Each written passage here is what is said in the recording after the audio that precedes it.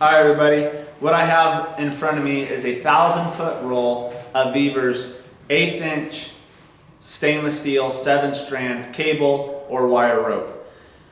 It comes in a 1,000-foot spool, as I mentioned. It has a 1,600 pound breaking strength, and it's a very rigid yet pliable cable. In the kit it comes with a set of cutters. This has looks like a coiled spring steel spring mechanism, which I think is really great. I'll demonstrate them really fast. They're extremely sharp. They haven't dulled. We've tried it a handful of times leading up to this. They seem to be really great quality.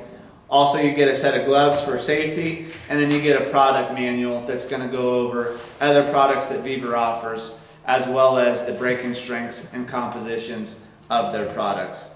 So we have used this steel or this cabling in the past on cable railings and been absolutely satisfied with it.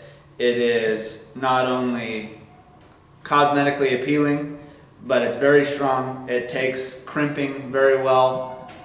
It's not very elastic at all, so once you get it tight, it stays tight, and we haven't had to go back and retension any of these cable railings.